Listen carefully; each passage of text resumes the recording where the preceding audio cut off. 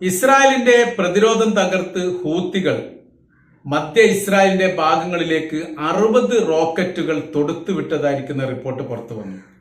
വലിയ രീതിയിലുള്ള നാശനഷ്ടങ്ങൾ ഈ പ്രദേശത്ത് ഉണ്ടായിരിക്കുന്നു എന്ന കാര്യത്തിലല്ല ലോകം ഞെട്ടിച്ചത്, പ്രതിരോധം തകർക്കാൻ വേണ്ടി ഹൂത്തികൾക്ക് സാധിച്ചു എന്നതാണ്. ഇതെങ്ങനെയാണ് ഇത്രയും സംഭവങ്ങൾ നടന്നത്? ഇതെന്തുകൊണ്ട് അമേരിക്കയും ഇസ്രായേലും അറിയാതെ പോയി, അല്ലെങ്കിൽ അവരെ പ്രതിരോധം തകർത്തുകൊണ്ട് തന്നെയാണോ മുന്നേറിയത് എന്നുള്ളത് ഇപ്പോൾ യഥാർത്ഥത്തിൽ അമേരിക്കയും ഇസ്രായേലും ഞെട്ടിപ്പിച്ചിരിക്കുന്ന കാര്യമാണ്. 2000 കിലോമീറ്റർ എങ്കിലും വൈദൂരം കണക്കാക്കുന്നു യമനിൽ നിന്ന് ഇസ്രായേലിലേക്കുള്ള ദൂരം. ആ ദൂരത്തെ ഭേദിച്ചുകൊണ്ടാണ് ഈ പറയപ്പെട്ട 60ഓളം റോക്കറ്റുകൾ ലക്ഷ്യം കണ്ടിരിക്കുന്നത് എന്നാണ് ഹൂത്തികൾ അവകാശപ്പെടുന്നത്. എന്നാൽ 60 റോക്കറ്റും അവിടെ ലക്ഷ്യം കണ്ടിരിക്കുന്ന ഒരു റിപ്പോർട്ടൊന്നും ഇസ്രായേലിന്റെ ഭാഗത്ത് നിന്ന് ഇപ്പോഴും പുറത്തു വന്നിട്ടില്ല.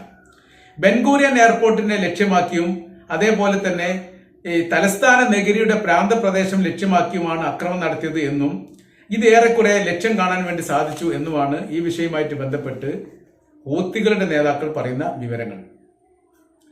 11 മിനിറ്റ് കൊണ്ട് ശബ്ദവേഗത്തിലാണ് ആക്രമണം നടത്തിയത്. ഏകദേശം 20 ലക്ഷത്തോളം ആളുകളെങ്കിലും ഈ ശബ്ദം കേട്ടു എന്നുള്ളതും ബങ്കറിൽ ഒളിച്ചിരിക്കുന്നു എന്ന റിപ്പോർട്ടും ഇതിനോടനുബന്ധിച്ച് തന്നെ പുറത്തു വന്നിരിക്കുകയാണ്. അപ്പൊ നിലക്കാത്ത രീതിയിലുള്ള സൈറൺ മുഴങ്ങിയ ഒരു രാത്രിയാണ് കഴിഞ്ഞ 2 ദിവസം കഴിഞ്ഞു പോയത്. അത് ഹൂത്തികളാണ് ആക്രമിച്ചത് എന്നുള്ളത് അത്ഭുതപ്പെടുത്തുന്ന കാര്യമാണ്. അവർ സാധാരണ ചെങ്കടലുമായിട്ട് ബന്ധപ്പെട്ട് അമേരിക്കയുടെ യുദ്ധക്കപ്പലുകളും സംവിധാനത്തെയാണ് ആക്രമിക്കാറുള്ളത്.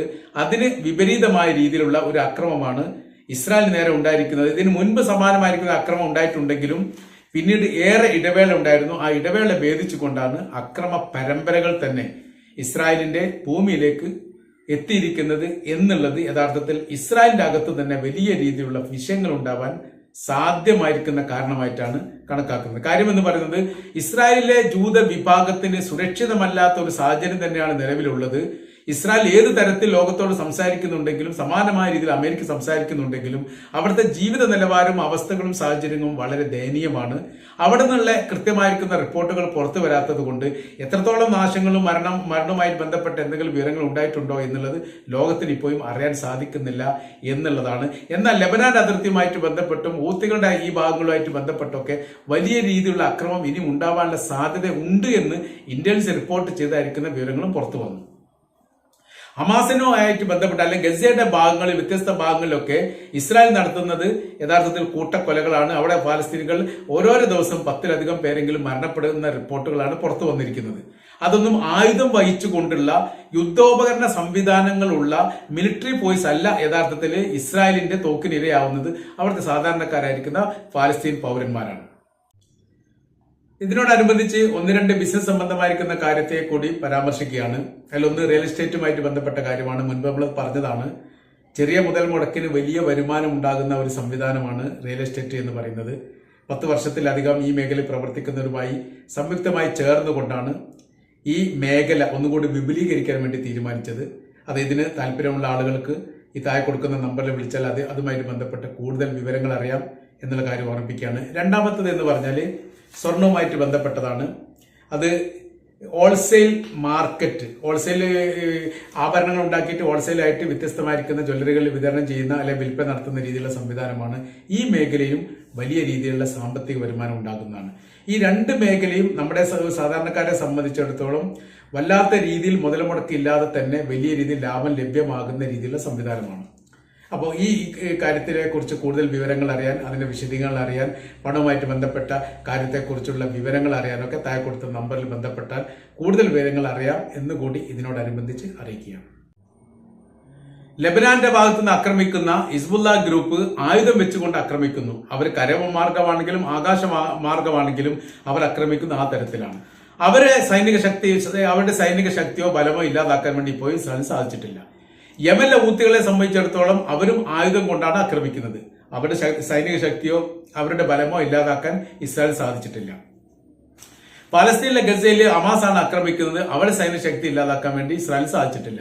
അവിടെ ഇപ്പൊ നടക്കുന്ന സംഭവം എന്ന് പറഞ്ഞാൽ നിരായുധികരായിരിക്കുന്ന സ്ത്രീകളെയും കുട്ടികളെയും കൂട്ടക്കൊല ചെയ്യാൻ വേണ്ടി ഇസ്രായേൽ സൈന്യം ബോംബ് സ്ഫോടനം നടത്തുന്നു എന്നുള്ളത് മാത്രമാണ്.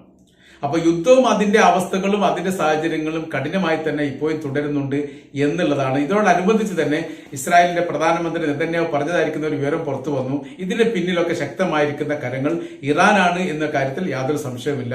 ഇറാൻ അത്രക്ക് വളരെ ശക്തവും അത്യാധുനികപരമായിരിക്കുന്ന ആയുധങ്ങളും ഹൂത്തി വിഭാഗത്തിന് ഹിസ്ബുള്ള വിഭാഗത്തിന് നൽകിക്കൊണ്ട് തങ്ങൾക്കെതിരെ യുദ്ധം ചെയ്യുകയാണ് എന്നുള്ളത് ഞങ്ങൾക്ക് ബോധ്യപ്പെട്ടിരിക്കുന്നു എന്നുള്ള തരത്തിലാണ്.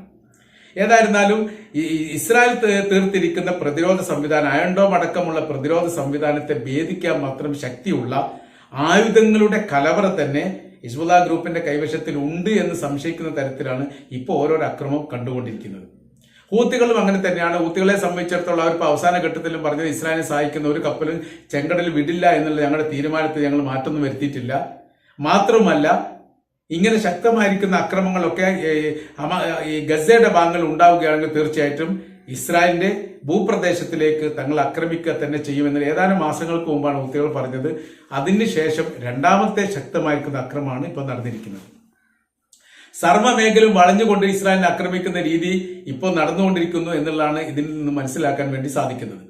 അപ്പൊ ഇതിനെങ്ങനെ പ്രതിരോധിക്കണം, എങ്ങനെ സംവിധാനം ഉണ്ടാക്കണം എന്ന കാര്യത്തിലൊക്കെ ഇപ്പോൾ തന്നെ സർക്കാരിലെ അഭിപ്രായ വ്യത്യാസമാണ്. അതിന്റെ കാര്യമെന്ന് പറയുന്നത് രാജ്യത്തിനകത്തുള്ള ആഭ്യന്തരപരമായിരിക്കുന്ന കുറെ വിഷയങ്ങൾ പരിഹരിക്കാൻ വേണ്ടി ഇസ്രായേലിന് സാധിക്കുന്നില്ല എന്നുള്ളത്. അതിൽ ഏറ്റവും വലിയ പ്രധാനമായിരിക്കുന്ന വിഷയം ബന്ദിമോചനവുമായിട്ട് ബന്ധപ്പെട്ടതാണ്. അതിനുള്ള ഒരു കരാർ വ്യവസ്ഥയും അതല്ലെങ്കിൽ അങ്ങനത്തെ മധ്യസ്ഥപരമായിരിക്കുന്ന ഒരു ശ്രമത്തിന് ഇപ്പോൾ ഒരു രാജ്യവും മുന്നോട്ട് വരുന്നില്ല. മുന്നോട്ട് വന്നിരുന്ന ഖത്തറും ഈജിപ്തും ഏറെക്കുറെ പിന്മാറുകയും ചെയ്തിരിക്കുന്നു. അവരെ പിന്മാറാത്ത രീതിയിൽ സമ്മർദ്ദത്തിലാക്കിക്കൊണ്ട് വീണ്ടും ഇതിനു വേണ്ടി ശ്രമം നടത്താൻ വേണ്ടി അമേരിക്ക അവരിൽ സമ്മർദ്ദം ചെലുത്തുകയും അങ്ങനെ രണ്ട് ചർച്ചകൾ ഈ വിഷയവുമായിട്ട് ബന്ധപ്പെട്ട് ഖത്തറിലും അതേപോലെ തന്നെ ഈജിപ്തിലും നടന്നു. ഈ രണ്ടിലും യഥാർത്ഥത്തിൽ യുദ്ധമുഖത്തുള്ള ഹമാസിന്റെ ആളുകൾ പങ്കെടുത്തിട്ടില്ല എന്നതിനാൽ ഇത് ലക്ഷ്യത്തിലേക്ക് എത്തിക്കാൻ സാധിക്കുകയില്ല എന്നുള്ളത് ഖത്തറും ഈജിപ്തും സംയുക്തമായി തന്നെ പ്രസ്താവനയിൽ പറയുകയും ചെയ്തു. അപ്പൊ ഇപ്പൊ നിലവിലെ സാഹചര്യങ്ങൾ എന്ന് പറഞ്ഞാൽ അവിടെ നിന്നുള്ള യുദ്ധവിരാമം അല്ലെങ്കിൽ അവിടെ പാലസ്തീൻ എന്ന് പറഞ്ഞ ഇത് കഴിഞ്ഞ പ്രാവശ്യം നടത്തിയ അറബ് യൂറോപ്യൻ യൂണിയന്റെ സമ്മേളനത്തിൽ അവർ പറയപ്പെട്ട കാര്യങ്ങൾ ഇത് മാത്രമാണ്. പ്രശ്നപരിഹാരം എന്ന് പറഞ്ഞാൽ അതൊന്നു മാത്രമേ ഉള്ളൂ, അത് പലസ്തീന്റെ സ്വാതന്ത്ര്യ പ്രഖ്യാപനം മാത്രമാണ്. ഇസ്രായേലിനെ പോലെ പലസ്തീനും ജീവിക്കാനുള്ള സ്വാതന്ത്ര്യങ്ങൾ അവകാശമുണ്ട്. അവരുടെ ഭൂമിയിൽ വെച്ചാണ് ഇസ്രായേൽ യുദ്ധം ചെയ്തുകൊണ്ടിരിക്കുന്നത്. അവരുടെ ദേശത്ത് നിന്ന് പാലസ്തീന്റെ ദേശത്ത് നിന്ന് പാലസ്തീനികളെ അഭയാർത്ഥികളാക്കുന്ന ക്രൂരമായിരിക്കുന്ന പ്രവർത്തനങ്ങൾ ഇസ്രായേൽ തുടങ്ങിയിട്ട് 75 വർഷമായി. അതിന്റെ ഒരു തുടർച്ചയാണ് ഇപ്പോൾ ഒക്ടോബർ 7 തീയതി നടന്നത് എന്ന ആന്റണിയോ ഗുട്ടറസിന്റെ UN സെക്രട്ടറി ജനറൽ ആന്റണിയോ ഗുട്ടറസിന്റെ നിലപാടിനെ പിന്തുണച്ചുകൊണ്ടും അത് അഭിപ്രായം എടുത്തു പറഞ്ഞുകൊണ്ടാണ് യൂറോപ്യൻ യൂണിയനിലും അറബ് രാജ്യങ്ങളും ഈ ഒരു ഐക്യത്തിൽ എത്തണം എന്നുള്ളതും ഇവിടെ പ്രശ്നപരിഹാരം എന്ന് പറഞ്ഞാൽ പാലസ്തീൻ സ്വാതന്ത്ര്യമല്ലാതെ മറ്റൊന്നുമല്ല, അതിനോട് ഇസ്രായേൽ സഹകരിക്കുകയല്ലാതെ ഈ പ്രശ്നത്തിന് ഒരു പരിഹാരം ഉണ്ടാക്കാൻ വേണ്ടി ഒരു നിലക്കും ഇസ്രായേൽ സാധിക്കില്ല എന്നുള്ളത് ഉറപ്പായിരിക്കുകയാണ്. ബന്ദിമോചനവുമായിട്ട് ബന്ധപ്പെട്ട് കഴിഞ്ഞ പ്രാവശ്യം അവരെ വലിയ രീതിയിൽ വെടിവെപ്പ് നടന്നു 6 ബന്ദികൾ കൊല്ലപ്പെട്ടുമായിട്ട് ബന്ധപ്പെട്ടാണ് വീണ്ടും വലിയ രീതിയിലുള്ള പ്രക്ഷോഭ സമര പരിപാടികളൊക്കെ ഇസ്രായേൽ ആരംഭിച്ചിരിക്കുന്നത്. കാര്യം ഏറ്റുമുട്ടലിലൂടെ അല്ലാതെ ഒരിക്കലും ഒരു ബന്ദിയെ മോചിപ്പിക്കാൻ വേണ്ടി ഇസ്രായേൽ സൈന്യത്തിന് ഇതുവരെ സാധിച്ചിട്ടില്ല എന്നതിനാൽ യഥാർത്ഥത്തിൽ ചെയ്യേണ്ട കാര്യം എന്ന് പറയുന്നത് യുദ്ധവിരാമത്തെക്കുറിച്ച് ചർച്ച ചെയ്യാൻ മുന്നോട്ട് വരണം ഇസ്രായേൽ ഗവൺമെന്റ് എന്നാണ് പ്രക്ഷോഭകാരികളും സമരത്തിന് നേതൃത്വം നൽകുന്നു. അതോടൊപ്പം തന്നെ ബന്ദികളുടെ ബന്ധുക്കളും ആവശ്യപ്പെടുന്ന കാര്യം. ഇത് സർക്കാർ ഒരിക്കലും അംഗീകരിക്കാൻ വേണ്ടി സാധിക്കില്ല. കാര്യം സർക്കാർ അംഗീകരിക്കാത്തതിന്റെ കാര്യം എന്ന് പറഞ്ഞാൽ അത് ഹമാസിന്റെ മുമ്പിൽ തോറ്റുപോകുന്ന ഒരു സ്ഥിതിവിശേഷം ഉണ്ടാവും, ലോകത്തിന്റെ മുമ്പിൽ എളിപ്പിലാകുന്ന ഒരു സാഹചര്യം ഉണ്ടാകും എന്നതിനാൽ ഇതിന് തയ്യാറല്ല എന്നുള്ള കാര്യമാണ് ഇസ്രായേൽ പറഞ്ഞത്. എന്നാൽ ഓരോ ദിവസം കഴിയുന്നതിനനുസരിച്ചും പ്രതിരോധം നഷ്ടപ്പെട്ടുകൊണ്ടിരിക്കുന്ന ഒരു പ്രത്യേക സാഹചര്യത്തിലേക്ക് ഇസ്രായേൽ എത്തിയിരിക്കുകയാണ്. ലോകത്തുള്ള പരമാവധി രാജ്യങ്ങളൊക്കെ ഇസ്രായേൽ ഒറ്റപ്പെടുത്തി കഴിഞ്ഞിരിക്കുന്ന അവർക്ക് ആയുധം നൽകില്ല എന്ന് പറഞ്ഞു. കാനഡ ആണ് ഏറ്റവും ഒടുവിൽ പറഞ്ഞത് തങ്ങളുടെ ആയുധം കൊണ്ട് പാലസ്തീനികളെ കൊല്ലാൻ തങ്ങൾ അനുവദിക്കില്ല എന്ന് മാത്രമല്ല, തങ്ങൾ ഇസ്രായേലിന് നൽകിയിരിക്കുന്ന ആയുധങ്ങൾ ഗസയുടെ അകത്ത് ഉപയോഗിക്കുന്നില്ല എന്ന് ഞങ്ങൾ ഉറപ്പുവരുത്തുകയും ചെയ്യും എന്ന് പറഞ്ഞതോടുകൂടി യഥാർത്ഥത്തിൽ കാനഡയുമായിട്ട് ബന്ധപ്പെട്ട കാര്യത്തിൽ ഇസ്രായേൽ വലിയ പ്രതിസന്ധിയിലായി. ഓരോ രാജ്യം അവരുടേതായിരിക്കുന്ന നിലപാടുകൾ കർക്കശമാക്കുന്നു. അതോടൊപ്പം തന്നെ റഷ്യ ഏറെക്കുറെ ഇസ്രായേലിനെതിരെ സംസാരിച്ചു തുടങ്ങിയിരിക്കുന്നു എന്നൊരു പ്രത്യേകതയുണ്ട്.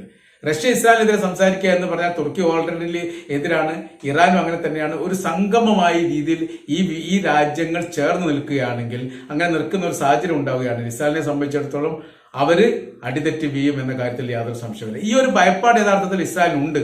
പക്ഷെ ഇവരെ ഇപ്പോഴത്തെ നിലവിലെ സാഹചര്യം നോക്കുന്ന സമയത്ത് അവർക്ക് യുദ്ധം മുന്നോട്ട് കൊണ്ടുപോകാൻ പറ്റില്ല, നിർത്താനും പറ്റാത്ത ഒരു സാഹചര്യത്തിൽ എത്തിയിരിക്കുകയാണ്. അപ്പൊ പറഞ്ഞു വരുന്ന കാര്യം ഏറ്റവും ശക്തമായ രീതിയിലേക്ക് മറ്റുള്ള പ്രോക്സി വിഭാഗങ്ങളും ഈ ഇറാൻ പിന്തുണക്കുന്ന സൈനിക സംവിധാനങ്ങളും മാറിയിരിക്കുന്നു എന്നുള്ളത് ഇസ്രായേലിനെ ഏറെ ഭയപ്പാടും പ്രയാസമുണ്ടാക്കുന്ന കാര്യമാണ് എന്നാണ് നമുക്ക് ഈ വിഷയവുമായിട്ട് ബന്ധപ്പെട്ട് മനസ്സിലാക്കാൻ വേണ്ടിയിട്ട് സാധിക്കുന്നത്.